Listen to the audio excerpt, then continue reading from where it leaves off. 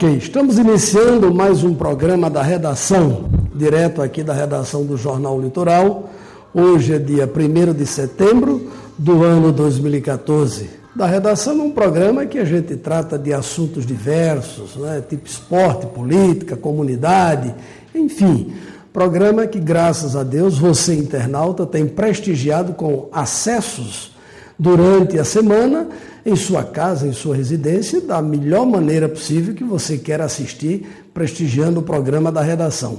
Hoje, o nosso convidado é o ex-vereador, Dr. Júlio César, presidente do PSB aqui em Ceará-Mirim, e ele está aqui aceitando de forma deferente ao nosso convite para bater um papo e deixar uma mensagem para você, internauta, nesse ano de 2014, um ano especial, um ano diferente, um ano atípico, um ano de eleição, um ano que já tivemos Copa do Mundo, enfim. E aí o Júlio César vai conversar com a gente. Da redação, ele tem o apoio cultural da DigiControl Brasil. Tudo em desenvolvimento e hospedagem de sites para você, além do stream para sua rádio web. O contato do DigiControl Brasil é o 9121 1739. Contamos também com o apoio da EBS Entretenimento. Tudo para o seu casamento, para a sua festa de 15 anos, filmagem em geral. Tudo isso sobre a coordenação de Edilson Batista. O telefone para o contato é 9113-0896. Da redação também tem um apoio cultural do Sistema Litoral de Comunicação, Jornal Litoral, Blog do Irã e Litoral FM Maracajaú. Vamos, portanto, dar início a mais um da redação, neste dia 1º de setembro, com o nosso convidado. Boa noite, doutor Júlio César, prazer tê-lo aqui. O programa informal da redação é um programa que quer aproveitar esse espaço para aproximar os nossos convidados com suas ideias e propostas ao nosso internauta. Boa noite. Boa noite, Irã. Boa noite a todos os amigos internautas que acompanham o programa da redação. É uma alegria muito grande, viu, Irã, estar aqui com vocês e estamos à sua disposição para bater esse papo, para darmos a nossa colaboração para o programa e tirar as dúvidas dos amigos internautas. Pois é, Júlio César, vamos só tratá-lo de Júlio César, né? Porque eu sei que você é advogado, você é presidente do PSB, ex-vereador, aliás, diga-se de passagem, um vereador atuante. É quando a gente sabe que tem um vereador atuante que a oposição também administra. Vamos falar de alguns projetos de lei, de algumas leis que estão no município e elas estão aí de forma a não serem aplicadas essa lei. Mas vamos começar pelo adormecidas, seguinte. Né? Adormecidas, é verdade. Mas vamos começar com o seguinte, Júlio César. O fato é que 2014 é um ano de eleições e eu gostaria de ter uma opinião sua, uma avaliação sua, com relação a esse fenômeno, a esse momento novo, com a tragédia, né, que o Brasil todo foi pego de surpresa com a morte do ex-governador de Pernambuco, Eduardo Campos, e Marina assume a cabeça da chapa pelo PSB. Qual é a avaliação que o Júlio César faz hoje desse quadro político nacional? Olha, Irã, esse quadro que se apresenta aí a nível nacional, na nossa opinião, ele é um quadro que ainda precisamos aguardar mais um pouco para saber se esse efeito Marina Silva, como até a própria imprensa noticiou, se isso é uma onda ou uma tsunami, né? Então, lógico que é inegável a força da ex-senadora Marina Silva. Existiu aí no país, nos últimos dias, uma comoção nacional pela forma trágica como nos deixou o nosso convívio o ex-candidato a presidente Eduardo Campos, não é verdade? E, lógico, Marina, na qualidade de sua vice, já tendo sido candidata a presidente em outra oportunidade, somando com essa questão aí da comoção, somando com alguma parte do eleitorado também que já busca uma mudança, naturalmente, temos aí 12 anos de governo dos partidos dos trabalhadores, e isso tem se transformado aí numa verdadeira... ela tem conseguido, nos últimos dias, um aumento muito grande, um crescimento muito grande na sua candidatura. Agora, precisamos aguardar mais um pouco. Por quê? Porque, naturalmente, por todo esse episódio que aconteceu, Marina teve uma exposição muito grande na mídia, não é verdade? E a gente sabe que o brasileiro ele é um povo muito emotivo, né? Então, a gente tem que aguardar os próximos acontecimentos para, depois que passar esse calor, né, desse fato todo que aconteceu, saber se realmente ela permanecerá nessa linha de crescimento ou se estacionará ou poderá até cair também. Temos que aguardar mais um tempo. Ô, Júlio, quando Marina estava vice de Eduardo Campos, vamos ir só um pouco mais nesse tema, ela não conseguia transferir parte do eleitorado que ela teve na eleição anterior, 20 milhões de votos, praticamente ela não conseguia transferir esse voto para Eduardo Campos. E agora, de uma hora para outra, você colocou bem a questão da comoção, e a imprensa você colocou, as revistas de grande circulação nacional, Júlio, tem dito, inclusive nessa semana de novo, já nessa segunda-feira, 1º de setembro, que o enigma Marina, né, você falou no tsunami, são pouco mais de 30 dias para a eleição. Você acha que a Aécio já está numa distância muito grande? Ela já, segundo as pesquisas, dizendo que ela já está empatada tecnicamente. Será que isso é um efeito apenas efêmero, temporário, ou isso poderá ter uma consequência, Júlio? Nos próximos dias, Irã, responderá a sua pergunta. Aqui no Brasil, às vezes, um fato faz um candidato subir numa velocidade assustadora, como é o caso de Marina. E, às vezes, um fato faz também o candidato cair numa velocidade assustadora. Então, assim, ainda falta muito tempo para a eleição. Faltam aí 33, 34 dias para a eleição. Não existe eleição decidida em nenhum lugar do mundo, faltando 34 dias para o pleito. Muita coisa ainda vai acontecer. E os próximos dias responderá a sua pergunta, saber se realmente haverá uma consistência nesse crescimento de Marina, ela manterá o crescimento, ou se foi tudo isso provocado pela questão da emoção do povo brasileiro. Apesar de Eduardo Campos ter, nas pesquisas, 8%, 9%, 10%, eu não tinha dúvida que Eduardo ia crescer muito ainda. Era o que tinha menor rejeição. E assim, era um político bem articulado, tinha um governo com mais de 75% de aprovação em Pernambuco, enfim.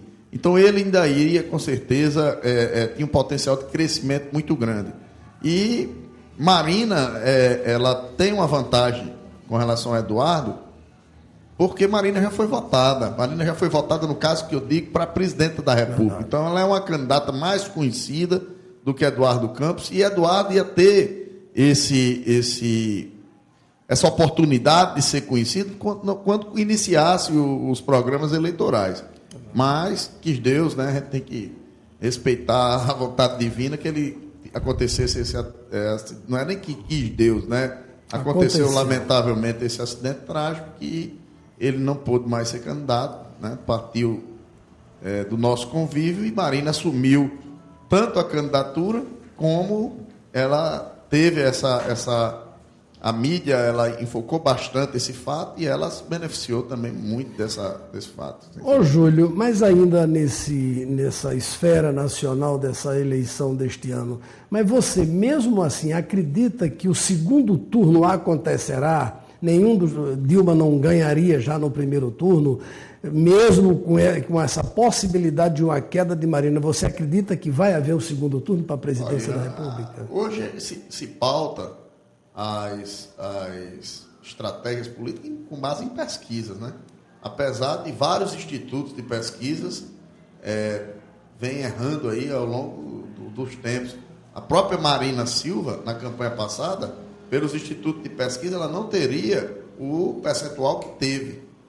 Eu acho, por ter aí 3 candidaturas fortes, como a candidatura da presidenta Dilma, como a candidatura de Marina, que tornou-se uma candidatura muito forte, devido a tudo isso que a gente já comentou, com a candidatura de Aécio, da tradição do PSDB, que deveremos ter segundo turno. A história das eleições presidenciais mostra que sempre tem sido decidido em segundo turno. As vezes que Lula ganhou as eleições para presidente, todas as 2 vezes houve segundo turno. Dilma, na campanha passada, também foi para o segundo turno com José Serra, e acredito que deveremos ter, sim, segundo turno nas eleições presidenciais, a não ser que aconteça algum fato fora dos padrões da normalidade que ou aumente demais, potencialize um percentual de um candidato ou faça o outro cair de forma assustadora, mas a tendência, pelo que se apresenta, é termos segundo turno. Júlio, para a gente dar um pulo depois para uma questão mais regional e local, ainda há um percentual, segundo as pesquisas, muito alto de branco, nulo, né, de pessoas que não sabem em quem votar. Como é que você atribui isso? A sociedade, o eleitor, ele ainda está aguardando o momento, está avaliando, está acompanhando. Por que esse percentual tão alto para chapas majoritárias e para proporcional nem se fala, é 45% a nível de chapa. Como é que você vê a nível nacional? Aqui em Ceará-Mirim, né, eu tenho dados que apontam que mais de 90% do eleitorado ainda não sabe quem votar para deputado nessas eleições. Impressionante. Mas aí a que você atribui isso, Júlio? Ao descrédito da classe política com a população. Não tenho a menor dúvida. Eu tiro para o Ceará-Mirim não é diferente do restante do país. Hoje existe uma desconfiança muito grande do eleitor com a classe política. O que é que tem ocasionado isso? São sucessivos atos praticados pelos políticos que fazem com que o eleitor olhe para todos os políticos. Hoje eu acho que o eleitor até está generalizando de forma bem... equivocada também. Com certeza. Eu acho que não deveria generalizar, mas a gente percebe que existe um descrédito muito grande. Mas nesse caso, Júlio, a nível nacional, eu queria voltar, porque a gente vai chegar em Ceará-Mirim, nos outros blocos, para a gente discutir. Claro. Mas você está certo em remeter Ceará-Mirim, porque não é diferente do país, claro. Agora, não é também a questão da sociedade, do eleitor, o cidadão, o jovem eleitor está mais cobrão, mais atento, vigilante a esses atos, a esse comportamento que a classe política tem se prestado. E outra, o que é que você diz de junho de 2013, quando a juventude colocou a cara, mostrou-se indignada com uma série de coisas? Como é que você vê esse fato? Olha, Irã, eu vou responder sua pergunta em duas etapas, certo? Primeiro, precisamos urgentemente de uma reforma política nesse país. Não se pode mais fazer eleição nos modos atuais. Se eu vou voltar aqui a Ceará-Mirim, porque está enquadrado no cenário nacional, hoje aqui em Ceará-Mirim, por exemplo, tem candidato a governador que tem aqui 40 carros de sons, rodando pela rua, passa um, sai outro, passa outro, sai um, e isso tudo a gente pergunta como é que é feita uma campanha desse jeito. Então, essa reforma política ela precisa ser feita de forma urgente. Precisamos adequar o sistema político brasileiro ao restante dos países do mundo. Nos Estados Unidos, por exemplo, as campanhas são feitas totalmente diferentes do que são feitas aqui. Aliás, faz assim como a gente está falando, no estudo gravando para levar a mensagem. Levando as propostas. Essa quantidade de partido político que existe no Brasil, isso é inadmissível. Todo mês temos notícia de ser criado partido. O político se elege numa legenda, quando você vai ver, já passou para outra, de acordo com suas conveniências. O candidato que ele apoia perde, no outro dia ele já mudou de lado. Enfim, é um sistema político todo comprometido que realmente não pode mais continuar. Se você perceber, Irã, quando o eleitor ele vota num determinado político, ele vota acreditando que aquele político vai ser algo diferente, vai representá-lo. E muitas vezes, na hora que esse político ganha a eleição, ele muda completamente o discurso que fez com que ele se elegesse na campanha. Está entendendo? Então, são coisas que acho que hoje essa misturada toda que está havendo aí nessa eleição é um reflexo disso. O cara apoia o presidente de um partido, apoia o vice do outro, lá vai, e o governador do outro. Enfim, temos que fazer uma reforma política nesse país. Eu acho que o Brasil não suporta mais eleição de 2 em 2 anos, né? Temos que unificar essa eleição, fazer uma eleição só, certo? Acho que a reeleição faz mal para o Brasil, acho que deveríamos ter um mandato de 5 anos, certo? E isso tem feito com que a sociedade comece a olhar com uma desconfiança muito grande. Você disse uma coisa aí muito interessante, que é a questão de criação de novos partidos e tal. Mas o PSD que você dirige, ele foi fruto, né, da saída do ex-prefeito de São Paulo, Gilberto Kassab, e fundou um partido. É exatamente isso que você pensa, idealiza em que mude essa situação, para que os ministérios, o governo, não loteie o governo com partidos, etc., eu acho, né, apesar do PSD ter sido criado, criado. Eu acho que o PSD é um partido novo, que nasceu forte, mas acredito que temos sim que ter uma reforma política e diminuir essa quantidade de partidos. Não é porque o nosso partido foi criado, agora utilizou-se de uma legislação que estava em vigor, como todos os outros foi criado, o nosso também foi. Mas esse sistema político brasileiro atual não é um sistema que deverá durar muito mais tempo, não. Hoje está havendo um plebiscito para saber se chama-se uma constituinte, exclusiva para discutir essa questão da reforma política. Porque não pode, Irã, não pode, toda a vida nessa forma que existe aí, só vão ganhar as eleições aqueles que tiverem o poder econômico maior. Dificilmente você vai ver, aconteceu um caso como aconteceu com a Amanda Gurgel em Natal, que ela teve uma votação tão grande que assustou toda a classe política do Estado, e ela teve, com base numa eleição propositiva, daquilo tudo que ela defendia, mas é difícil acontecer um fato igual. Na maioria das vezes, vence as eleições quem tem o maior poder econômico. Duas coisas. Primeiro, para você voltar a opinar um pouco sobre o movimento de junho do ano passado, que eclodiu. Queria uma coisa, se você pudesse ter a sua opinião, e outra. Então, você é a favor do financiamento público de campanha? Acho que nós temos que mudar a forma de fazer campanha, certo? Temos que fazer uma reforma política eficaz e que os candidatos possam concorrer em igualdade de condições. E as propostas que cada um apresente, aqueles que tiver as melhores propostas, que tiver uma carreira ética, que tiver as mãos limpas, uma série de fatores que vençam as eleições, que o povo possa escolher sem ter uma diferença econômica gritante que acontece nas eleições desse país. Mas voltando a responder sua pergunta, por que é que está fazendo isso tudo? Naturalmente, as redes sociais também têm contribuído muito, Irã. Hoje a notícia se espalha numa velocidade muito grande. Antigamente, só saía na imprensa aquilo que os poderosos, aqueles que dominavam os veículos de comunicação queriam. Hoje não. Hoje está aí Facebook, WhatsApp, Twitter. Na hora que a notícia sai, a gente sabe praticamente em tempo real. Então, principalmente a juventude, aqueles que usam mais frequentemente as redes sociais, eles estão politizados.